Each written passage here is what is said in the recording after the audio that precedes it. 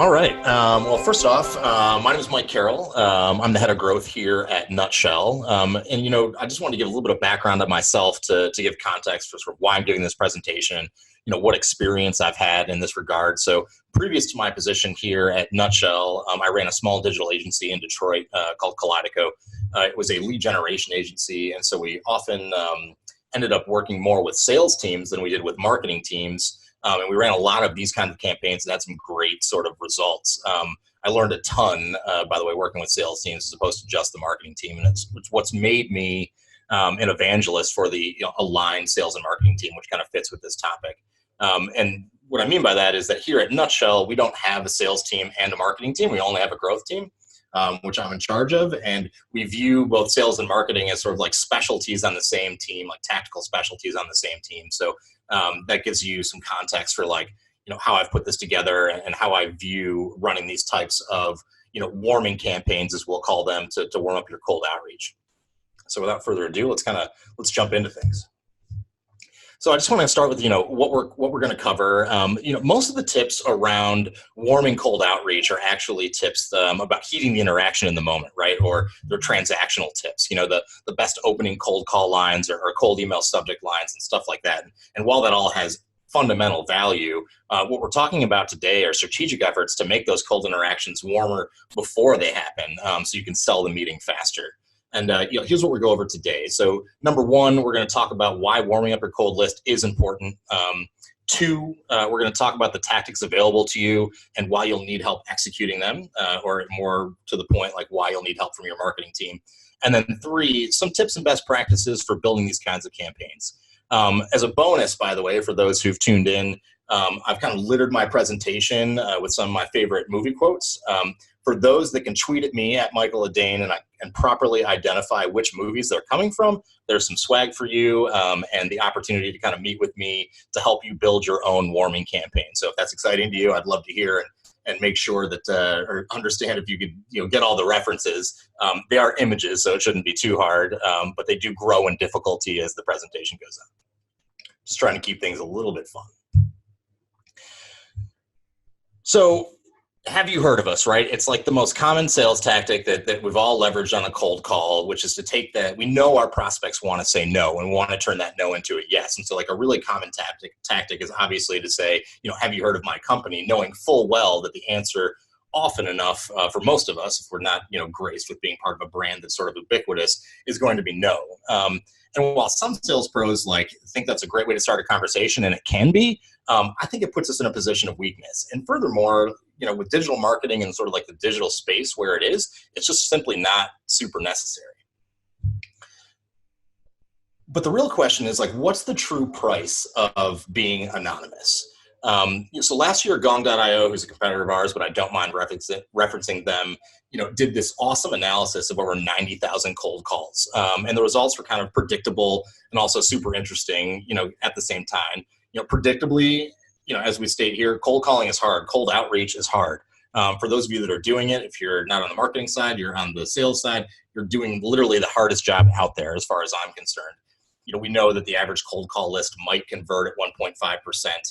If you're doing much better, that's awesome. But this is, sort of across industries. And then cold email campaign reply rates can kind of vary super wildly, right? From 2 to 30%, depending on your list, how you're targeting things, subject lines, personalization, et cetera.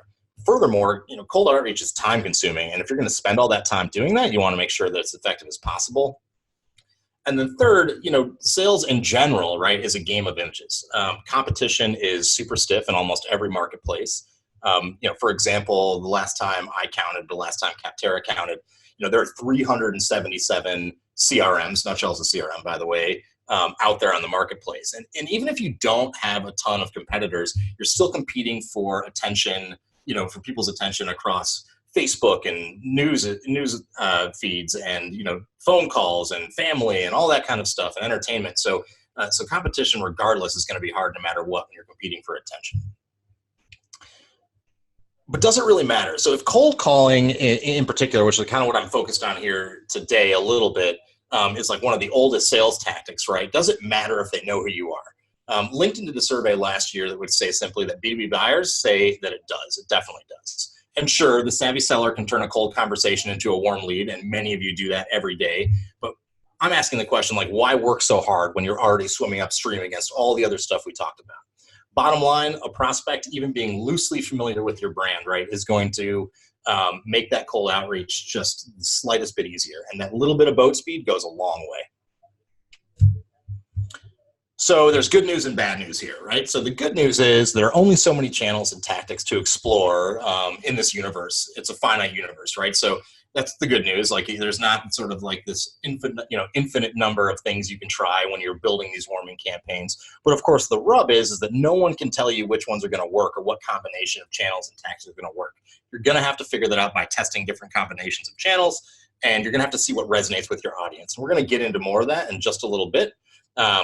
But here is a list of like the most common warming tactics that you might come into. And I'm going to run through these, real quick. Again, if anybody's got questions, there's Q&A afterwards, so we can kind of talk about some of these specifically. But of course, you've got your LinkedIn and Facebook custom audiences that just taking emails and matching that email list to a custom audience in those channels and then running ads or sponsored content to them. I count cold email outreach for cold calling as a warming tactic. I also count we'll talk about why they're connected together and why I think you should do both in a little bit, but I still count it as a warming tactic. There's LinkedIn InMail, there's one-to-one social influence or social selling, and engagement across those channels. You could drop ringless voicemail drops, text messages, IP targeted display or geofence display, which gets kind of fancy. I would stick with the IP stuff. And then my favorite, like last but certainly not least on this list, is physical mail, right? So whether we're talking about a letter, a piece of direct mail, swag box or something, it's so rare these days to like get something neat in the mail that's like not a bill, that using this as a tactic to warm your cold list is a really good and effective way to do so.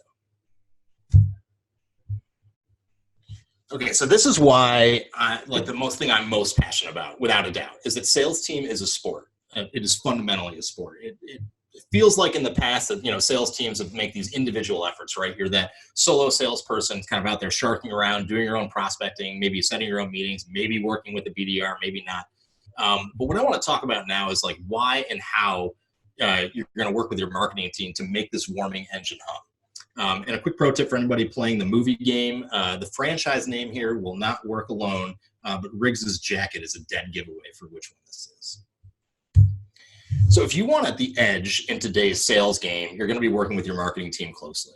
And so despite the fact that top performers work with their marketing teams, less than half of the surveys, I'm referring to this LinkedIn survey, and 44% to be specific, indicated that they worked with their sales team or their marketing teams at all. And this is really a missed opportunity as far as I'm concerned. And I can't advocate for this enough. In a nutshell, again, we don't see the difference between sales and marketing. We all sell together. We just focus on different parts of the funnel, and we see great results we see great results of that approach. And the reason for that is, philosophically, the funnel is not a linear thing. At least I don't think it is anymore. Your prospects or your customers, your audience is going to decide where they are in your funnel, and they can bounce from top to bottom or bottom to top. As an example, on our blog, by the way, we run a live chat where people reading top of the funnel blog content can engage our sales team almost immediately. And often we pick up really nice sales qualified leads from that. And then in the inverse, your sales team could be, working a lead very actively, and that person floats away. And then of course they're back to the top of the funnel being engaged with a nurture campaign or other types of content by your marketing team. So working together means that both teams are ready to pick up the ball in response to your audience's behavior. And that's super critical. And these numbers kind of speak to, why top sales performers are doing better when they're working closely with their marketing team. So, how can you help your marketing team and how can they help you when we're talking about specifically these types of warming campaigns? The larger topic of like how sales and marketing should work together is something I love talking about, but let's make sure we stay focused. So a couple things to remember. Your marketing team is an excellent resource to build these kinds of warming campaigns, but you're going to need to help them understand the mindset of your target audience. And it's not about building personas so much. Nobody talks to prospects more than the sales team, and nobody understands where their head is at, right? More than you do. So when it comes to leveraging a marketing team to build these types of warming campaigns, the consistency in your messaging between your sales pitch and the campaign that they're running, that being aligned and consistent, is super critical. Two, the most likely focus of the campaign efforts will be content offers, right? top of the funnel email acquisition tactics that provide value to your targets, and sort of the opportunity to capture MQLs, or the hand raisers, as I like to call them. What you need to be ready to do as a sales team is that these warming campaigns are invariably going to actually create inbound leads. So while you're warming your cold outreach list and your outbound and pursuing your outbound tactics, the very process of that is actually going to create inbound leads. And as a sales team, to make the effort, to maximize the effort, you just have to be ready to kind of pick those up as they come into you and adjust and prioritize, because as you all know, those are pretty hot leads. And then finally, the last thing that I think is critical here is the ability to collaborate on an editorial calendar. The right hand needs to know what the left hand is doing. When we talk about building editorial calendars, usually it's in the content realm or that type of thing, but you need to put both your cold outreach efforts and tactics, how they're going to be executed, when they're going to be executed, right alongside the sort of warming campaign efforts, whether they're Facebook ads or that physical mail, or the display ad campaign is going to run during this time to this particular target. If everyone's working off the same playbook, it's going to make collaboration just that much easier. So this is the big question, right? So obviously I listed a bunch of channels and tactics. How do you choose the right channels? In total honesty, I'm not going to be able to tell you which tactics are right for you and your team. However, your marketing team is going to have a little bit of insight into that, right? Because they already know how your audience behaves in different channels and where they're getting better responses from their marketing. So that's a really good place to start. But again, bottom line is that every audience behaves differently. And since I don't know your business, I don't know what you sell or even how you sell it, I don't want to make presumptions. You're going to have to test, test different channels and tactics and combinations thereof to figure out what works. And when you're testing, you really need to define your tests clearly. So as an example, if you have a very large list, let's call it 1,000, just for argument's sake, pick a segment of 100 and you're going to run a focus test against that. And you're going to pick a segment of 100 to run as a control, right? So the first 100 are going to get the warming campaign. Your marketing team is going to do their, the voodoo that they do to kind of warm up that list for you. Or if you're doing this yourself, you're going to do that. And then you're also going to want to go ahead and, treat a control experiment where you're not running the warming campaign, so you can see what's actually responsible for either driving a higher conversion rate, for the meetings themselves. Is it the sales team doing it? Is it the actual warming efforts? And then what you're going to want to do, obviously, is cross-reference, once you're done, the engagement results from the warming campaign, obviously against the very clean and understandable results from your cold outreach. The second part is, not everybody does this. Often, data, marketing data, and then sales data are disparate from one another, and they don't live in your CRM. And not everybody has enough money to buy, a custom instance of Salesforce, or be running Marketo, or using Pardot, or those types of things to kind of connect this data.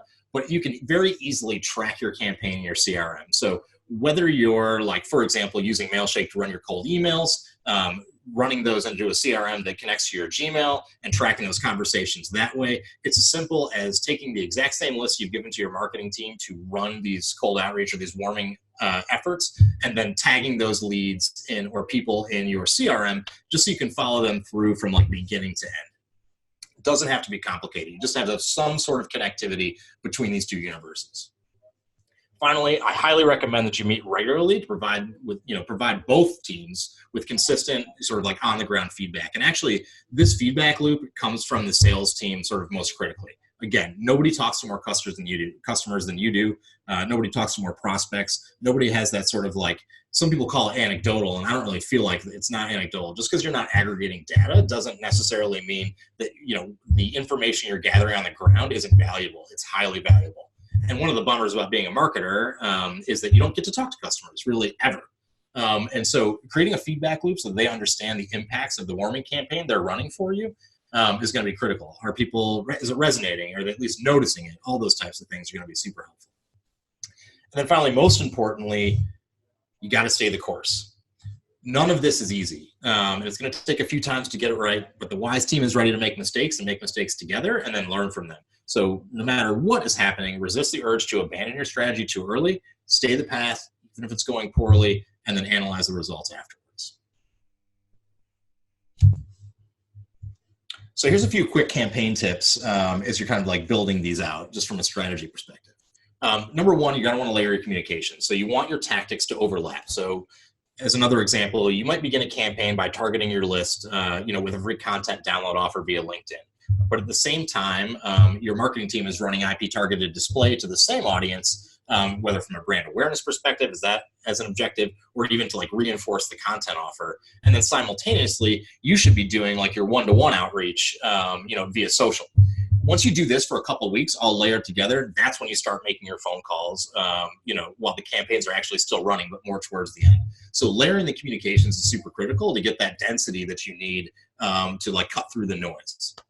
Which leads me to the next part, which is more is more. So often, both sales and marketing teams like have debates about how much communication is too much communication. In this instance, I really don't think you're going to run into a situation, as long as you're not calling people 3 times a day, obviously, right? If they haven't requested that, where you're overwhelming or, driving your prospects crazy. There's like so much competing for their attention. It's going to be super difficult for people to experience the campaigns the way that you think they're experiencing them, right? Because you're dialed into your brand. You notice every single time you see your own remarketing ads and all that kind of stuff. Your prospects, they just don't experience it like that. And then finally, and this is like universal across the marketing and sales universe, and I'm sure all of you know this, focus on value and personalization. And so we all know what value means, right? But I wanted to spend just a brief minute on what I mean by personalization. So personalization in marketing is not so much the ability to act like you're only talking to that prospect. In other words, the ability to talk to a mass audience as if you were talking to them one-on-one. Everybody knows you're running a mass marketing campaign, whether you're talking about some type of technology or software that allows you to like switch the language on a landing page or change your ads dynamically, depending upon industry of your prospects or whatever else. That's not the type of personalization I'm talking about. When I talk about personalization, I'm really talking about authenticity and making your communications feel personal. Be human in both, your sales approach, which, salespeople are the best at, by the way, and this is where marketing can really learn from sales. And then, and be human in your marketing communications in these campaigns themselves. Don't try to be too stodgy. Be on brand, of course, like you don't want to go off the rails, but really focus on being yourselves. I did want to address this one thing, as I'm sure like some people are asking this question, which is cold emailing versus cold calling. Like, does the strategy change? If our approach to cold outreach is cold emailing, does this whole strategy become different, or does it become different for cold calling? The short answer to me is no, not really. It's all a question of like scale and available resources. What I mean by that, of course, is like, even if you're running, a cold emailing campaign to, let's say, a list of 10,000, as you start to gather data from them, the people that are opening and clicking and all that kind of stuff, ultimately, if you have the resources, you're going to start calling them. Whether you want to count that a cold call or like a slightly warm call is up to you. And then in the inverse, if you're doing cold calling, then cold emailing becomes a part of that warming strategy. So I really feel like they go hand in hand. It's just a question of like your time and available resources and how you want to execute the two working together. So what are the takeaways here? Let's break it down into like 3 simple things that I think you should leave with today. So number 1, can't say it enough, sales team is a sport, or sales is a team sport. You got to work with your marketing team. Believe it or not, they're super excited to work with you. One of the things that I think, having been a marketer previously, and now I do a lot more sales work than I'm here at Nutshell, that I missed as a marketer and loved when I was at Kaleido and got the opportunity to work with sales team, is being connected to the wins themselves. And so when you give your marketing team the opportunity not to just generate, marketing qualified leads or sales qualified leads, even if it's a demand gen team, to really connect them to the actual sale, that closed deal is super exciting for them.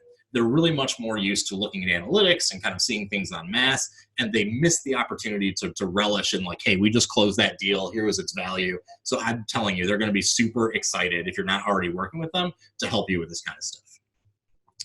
2, be consistent with your campaign creative and sales pitch. And consistent just means that, they don't have to be identical. They don't have to match, right?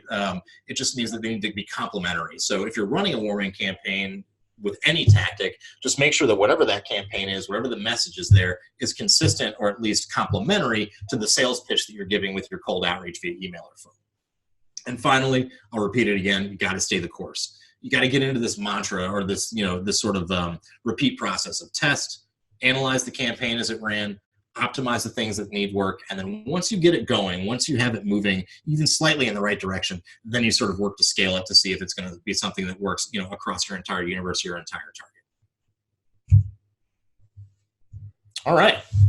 That's pretty much it. I know we've covered a lot today, and I wanted to make sure this feels actionable for everyone. So originally I was going to go ahead and like build out a sample campaign. But then when I thought about all the variables and all the ways that like, giving something like that to somebody would, could even cause confusion or like, oh, that's not going to work for me. I decided not to do it. So instead, I'm offering, don't hesitate to reach out to me with like very specific questions. My contact information will be at the end here in just a second. I love talking about this stuff. And I'll answer as many emails as I can in as timely a fashion as I possibly can. I also wanted to like take a quick moment to tell everybody that me and the team here at Nutshell have put together something special just for the people who are attending this conference and have taken the time to listen to me today. So visit nutshell.com/Mailshake. It'll be a nice surprise. I promise it won't cost you anything. And I wanted to also say that this has been a ton of fun, and I wanted to thank the Mailshake team for, being awesome. You guys are fantastic. I think this conference is awesome. I love the Mailshake content. I love the product. So I was just super excited and honored to be a part of this. So again, here's all my info. Thanks for listening. And hopefully I'll hear from you. There you have it. Now I want to spend some time with Mike to really pick his brain and talk through kind of some of the things he mentioned. First and foremost, I want to talk about, you mentioned that there's so many different ways to warm up your list, warm up your outreach. What's in your experience been the most effective? I'll share mine afterwards. Okay, great. Yeah, favorite, most effective, whatever. Yeah, I'd love to know because it's varied. So I'm going to give you two scenarios. So the one is actually, like I mentioned before, like physical mail. So when I worked on the agency side and we ran our own cold outreach campaigns into particular industry targets, we did a lot of work with like banks and financial services companies. Online lenders actually was like a nice niche for us.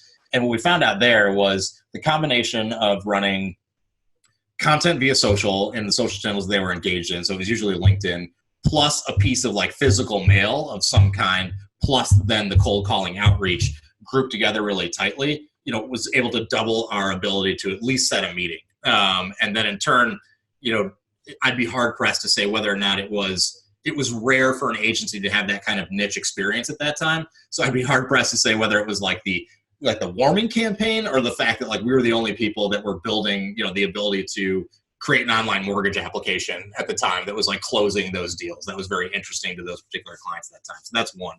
And then the other, I suppose, like more universal is I definitely find that, a combination of IP targeted display plus, plus custom match audience in social, whether it be Facebook or LinkedIn. And I'll make one distinction there, which is even if you've only got business addresses and you want to go out and find their personal email addresses, it's not that hard to do. So you can run the campaign in both channels. Obviously in Facebook, like most people are using a personal email address there, but that combination has been most effective for me in the past. I love that. I think that's totally makes sense. I think on the cold, on the direct mail front, it's just like, it's now not the main channel anymore, right? It's like coming back, right? It's like radio is great. Yeah, absolutely. Yeah. That's why podcasts are like all of a sudden, super popular. Not all of a sudden, they've been popular for a while, but you know what I mean? Yeah, I fundamentally agree. And I didn't want to leave it out, by the way. All of these campaigns, cold email is like a component of that. It has to be a component of that. It's the easiest way to reach out to any audience, and to do it well by itself is effective. So this is all just kind of like icing on the cake. Definitely, yeah. But this is things that can kind of compound the reply, the meetings booked ultimately, right? Yes. It's that trust before, again, it's just building up trust and authority, right? My favorite thing to do is I use all of our blog content. I throw, really just prime people like months before we ever contact them or even try to think about it. I'll get their personal or private, get their build the list. And I would just throw it in a Facebook custom audience and Google Audience Network. Display Network works not as well, but like social is good. And I'll just drip them with random content pieces, right? Like, and all I really care is like, oh, I think I've been to this blog before. I want them to say that, right? Because if they say that, then they've gotten value. Not just they've seen the brand, they've had familiarity. It's not a warm lead. It's really like, it's not a cold lead anymore. It's warm. But then now it's like, I don't think these guys are assholes. I think they're okay. I don't remember what it was, but they seem kind of familiar, right? I think I got some value from it. And that kind of like removes one of the, my opinion, removes one of the kind of friction points of like, do I trust you? Like, what have you done for me? Right? Kind of thing. Absolutely. And I think the one point you made, which I love, by the way, is this is a long con. So like, and maybe I didn't touch on that, but you said it, right? Like you kind of throw out these blog articles one by one for months, like ahead of time. If for no other reason, to build that little bit of trust and familiarity, but like it takes time. So I think it's important for people to remember that like you couldn't run, I mean, you could, and it would help, but not as much, like run a 2-week campaign like this and then think you're going to get the results if you were planning ahead a quarter or even 6 months or, something of that nature. So I think that's important to remember that like this strategy, much like content marketing in general, right, is the long con. It's a long play. Yeah, absolutely. And speaking of like the long play and timing, you mentioned like stay on course, test, analyze, optimize, scale. What does that mean? Like, what's on course? Is it like, should I give up if I'm going after, let's just put it very straight up. I'm going after contact. I'm going after customers from Mailshake. I've been doing the outbound, got no meetings booked. I've tested my campaign. I've tested the copy, changed it, got maybe a few replies, no meetings booked.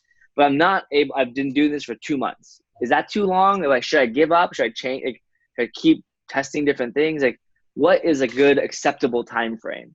I think that's a great question. And you'll hate me for this answer.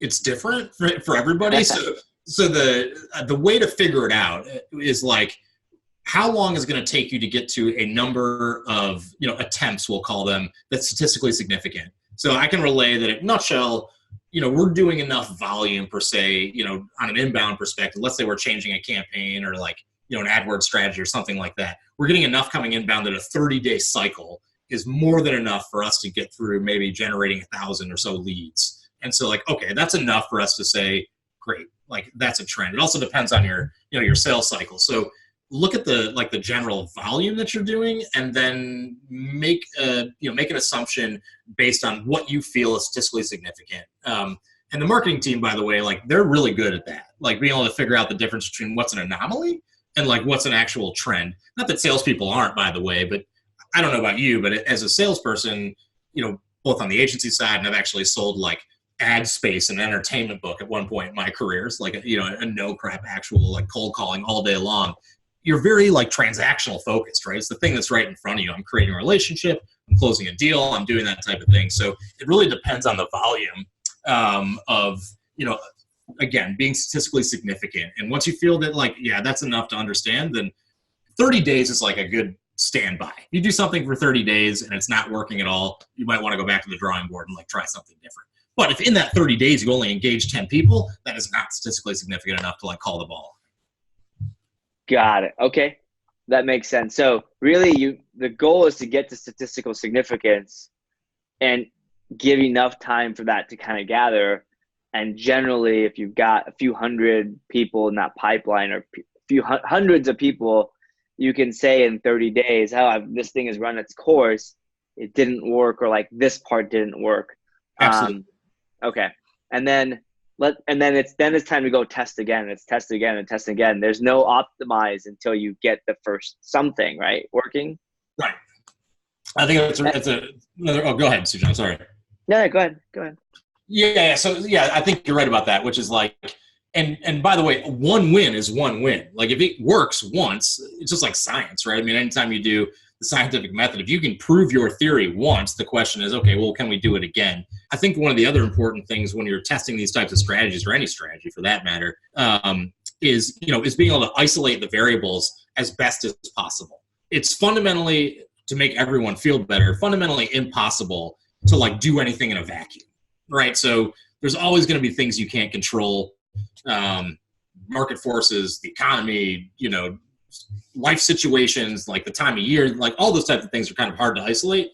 But to the best of your ability, if you're running a campaign, and let's say you've got 3 different tactics about it, you're running, IP targeted display, you're doing content via Facebook and LinkedIn, and then your salespeople at the same time are doing like one-to-one outreach, like I was talking about via social, and doesn't work at all, then change one thing. Don't like go reinvent the wheel, change one of those things and then do it again, and then change one of those things and then do it again. And then you'll get to the place where, when you're moving one part out and one part in, you'll get to a place where you get that one win. And then you'll start to understand like, okay, this is what people are responding to. Yeah, that makes complete sense. I find oftentimes people like, oh, it worked, I'm going to go optimize this thing. And I'm like, wait, hold on. It didn't work. Let's keep going back to the drawing board, being like, oh, I got a lot of open rates, right? We did this one campaign, like over 60% open rate. Top line, that worked. Good, okay response rate. I think it was above 10%. 0 demos booked, sales conducted, right? Crazy. You would think we hit the nail with the subject line, the open was good, the reply was good, but clearly we are still testing and we need to go back to the drawing board because something we said didn't work, right? Right. Or you grab the audience, like, or at the beginning, you're just inspiring them in the wrong way, right? So like, sure, they love the content, which is fantastic, but then the content itself, I imagine, was probably maybe not the thing like highlighting the right problem or driving them to the right particular action. And that's why this is hard. It's all fun and games when we talk about it in presentations and all that kind of stuff. But the second the rubber meets the road, yeah, I mean, human behavior is unpredictable at best. Makes sense completely. So one last question for you. So yeah, you talked about cold email versus cold calling and strategy shifting. And you also mentioned you can kind of use both and that will change based on what you do. For B2B, have you seen one or the other work? Which one's first, if that's the case? I always put cold emailing first. And the reason for that, of course, is that it's like, you can do it on a scale that becomes statistically significant very quickly. And then you can feed a smaller sales team, like we talked about the hand raisers. So cold emailing is fundamentally the best way, by the way, if you're doing outbound to start to find intent amongst a universe, like your universe of targeted accounts. Even if it's the only time I would say cold calling is better is if you're selling into like very specific enterprise. Like if your list is only 50 companies deep, get on the phone. You can make all those calls in a week. You got to create relationships. In that regard, you're probably trying to like run into people at lunch that are around town. Like that's if your target is that tight. But if you're selling, like we do into the SMB or your universe is much larger, there's no substitute for the speed, the nimble or the flexibility of cold email. And you can try many different things. And my favorite part about it, to be honest, this will sound bad, it's disposable in a way that's awesome. So you can try one thing 1 month to the same list, and then like if it didn't work, they're going to forget all about it. So you can do something totally different the next month, and they won't even put 2 and 2 together. And so because that's how much email is coming into their inbox. And if you're using a tool, like Mailshake, obviously, then being able to do this makes that 1,000 times easier. So I'm a cold emailer. I love email.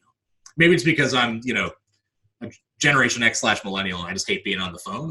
That's a possibility. But I think email is 100% the way to go, or at least the place to start. Yeah, I think that's a good point. I think also kind of depends on like who your target demographic is, right?